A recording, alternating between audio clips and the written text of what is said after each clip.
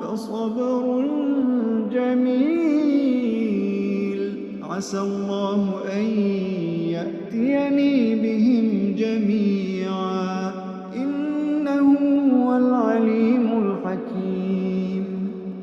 وتولى عنهم وقال يا أسفا على يوسف وتولى عنهم وقال يا أسفا على يوسف وقال يا أسفا على يوسف وقال يا أسفا على يوسف وابيضت عيناه من الحزن فهو كظيم. قالوا تالله تفتأ تذكر يوسف حتى تكون حرضا أو تكون من الهالكين. قال إنما أشكو بثي وحزني إلى الله وأعلم من الله ما لا تعلمون. يا بني اذهبوا فتحسسوا من يوسف وأخيه ولا تيأسوا من روح الله إنه لا ييأس من روح الله إلا القوم الكافرون.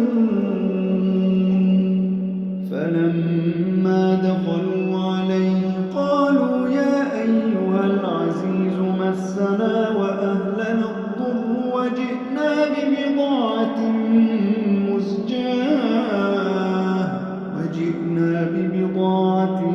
مزجاة فأوف لنا الكيل وتصدق علينا إن الله يجزي المتصدقين.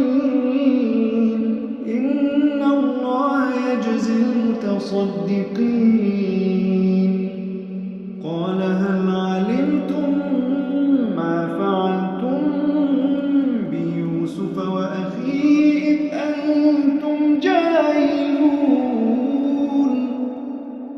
قالوا أئنك لأنت يوسف. قال أنا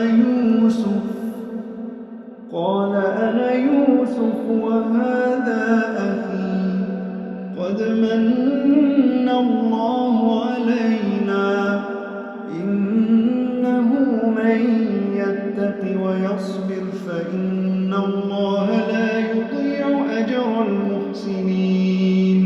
قالوا تالله لقد آثرك الله علينا وإن كنا لخاطئين. قال لا تثريب عليكم اليوم يغفر الله لكم وهو أرحم الراحمين.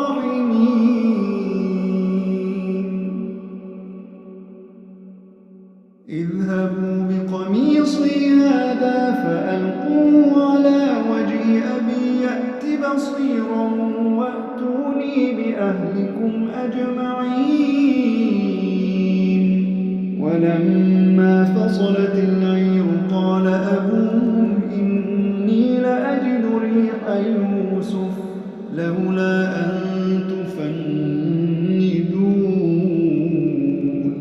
قالوا تالله إنك لفي ضلالك القديم. فلما أن جاء البشير ألقاه على وجهه فارتد بصيرا. قال ألم أقل لكم إني أعلم من الله ما لا تعلمون. قالوا يا أبانا استغفر لنا ذنوبنا إنا كنا خاطئين. قال سوف أستغفر لكم ربي إنه هو الغفور الرحيم. فلما دخلوا على يوسف آوى إليه أبويه وقال ادخلوا مصر إن شاء الله آمنين.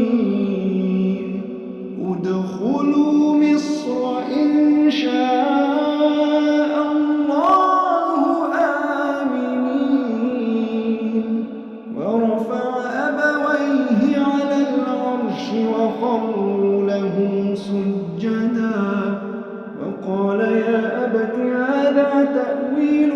إياي من قبل قد جعلها ربي حقا وقد أحسن بي إذ أخرجني من السجن وجاء بكم من البدو من بعد أن نزغ الشيطان بيني وبين إخوتي إن ربي لطيف لما يشاء إنه هو العليم الحكيم رب قد آتيتني من الملك وعلمتني من تأويل الأحاديث فاطر السماوات والأرض أنت ولي في الدنيا والآخرة توفني مسلما وألحقني بالصالحين ذلك من أنباء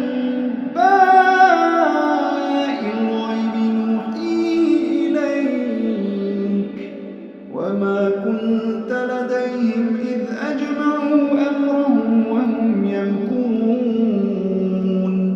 وما أكثر الناس ولو حرصت بمؤمنين وما تسألهم عليه من أجر إن هو إلا ذكر للعالمين وكأي من آية في السماوات والأرض يمرون عليها وهم عنها معرضون وما يؤمن أكثرهم بالله إلا وهم مشركون أفأمنوا أن تأتيهم غاشية من عذاب الله أو تأتيهم الساعة بغتة وهم لا يشعرون قل هذه سبيلي أدعو إلى الله إلى الله على بصيرة أنا ومن اتبعني وسبحان الله وما أنا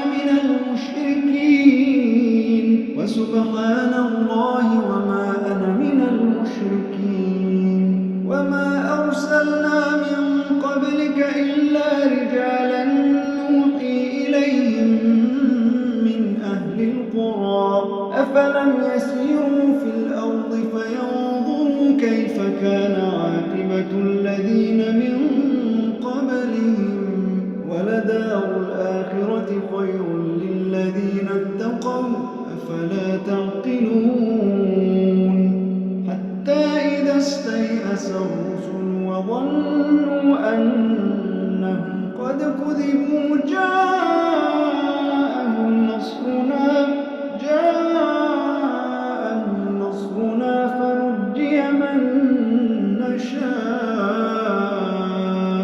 ولا يرد بأسنا عن القوم المجرمين لقد كان في قصصهم عبرة لأولي الألباب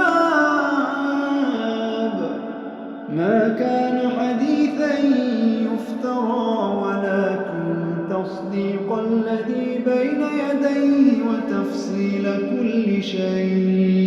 وتفصيل كل شيء وهدى ورحمة لقوم يؤمنون